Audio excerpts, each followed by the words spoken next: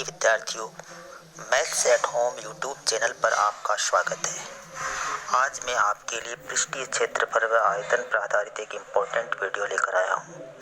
पिछले वीडियोज़ में घन और घनाभ के पृष्ठीय क्षेत्रफल व आयतन से संबंधित प्रश्नों पर चर्चा की थी। इसी श्रृंखला में ये वीडियो है। आयतन से संबंधित प्रश्न हम पर चर्चा करेंगे। इसके अलावा ईंटों की संख्या ज्ञात करने संबंधी सवालों को हल करेंगे और आयतन से संबंधित प्रश्नों को हल करेंगे। अभी तक आपने चैनल को सब्सक्राइब नहीं किया है तो अभी कर लीजिए। तो आइए ज़्यादा समय नष्ट किए बिना वीडियो को शुरू करते हैं। घन और घनाभ के पृष्ठीय क्षेत्रफल व आयतन के सूत्रों को हम पूर्व में चर्चा कर चुके हैं, इसलिए इस वीडियो में हम चर्चा नहीं करेंगे, सीधे ही सवाल को हल करेंगे। आइए हम सीधे ही आप सवाल को शुरू करते हैं। 6 मीटर भुजा की वर्गाकार फर्श के कमरे में 180 मीटर हवा है। कमरे की ऊंचाई ज्ञात कीजिए। हमें प्रश्न में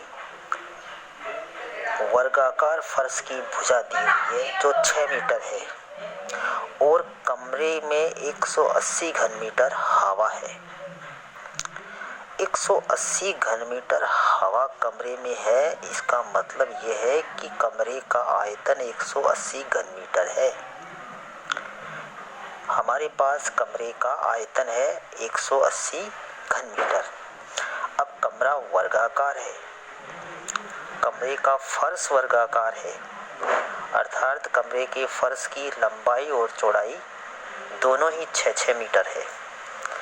अतः कमरे के फर्श का क्षेत्रफल हो गया भुजा स्क्वायर बराबर 6 गुणा 6 बराबर 36 वर्ग मीटर।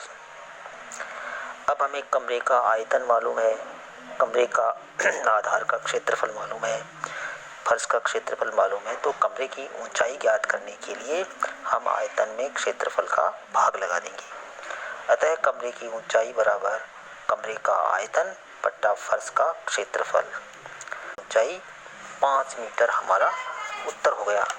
इस प्रकार से हमने आयतन दिया हुआ था तो हमने कमरे की ऊंचाई ज्ञात कर ली। आइए एक सवाल और लेते हैं। एक दीवार की लंबाई, चौड़ाई और ऊंचाई क्रमशः 5 मीटर, 30 सेमी और 3 मीटर है। दीवार को बनाने में 20 semi by 10 semi by 7.5 semi नाप की कितनी ईंटों की आवश्यकता होगी। हमारे प्रश्न में दीवार की लंबाई बराबर है 5 मीटर।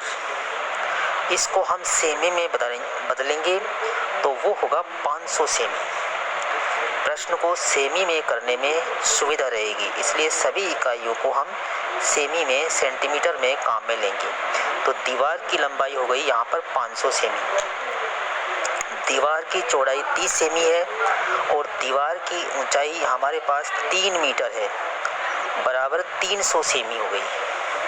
अब दीवार घनाभ के आकार की है, इसलिए दीवार का आयतन होगा लंबाई गुणा चौड़ाई गुणा ऊंचाई।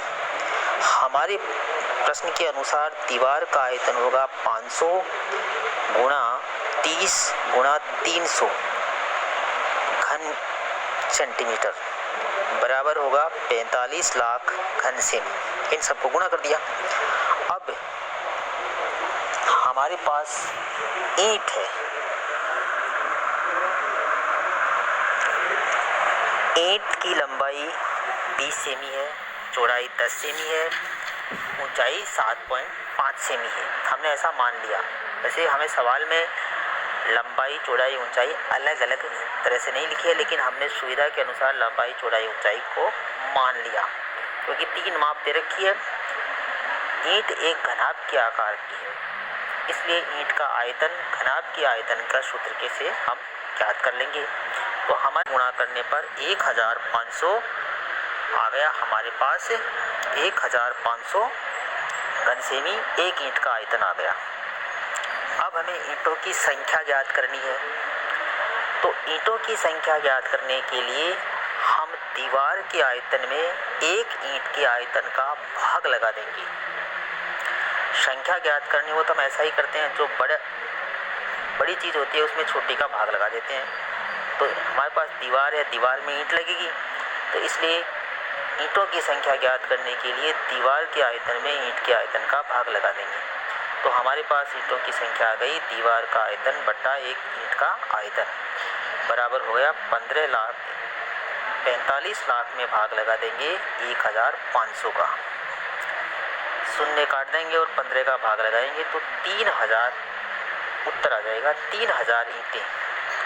अतः दीवार बनाने में ईंटों की संख्या 3000 लगेगी, यानी 3000 ईंटों में ये दीवार बनेगी। आशा है यह वीडियो आपको पसंद आया है। वीडियो को लाइक कीजिए, कमेंट कीजिए, अपने दोस्तों में शेयर कीजिए।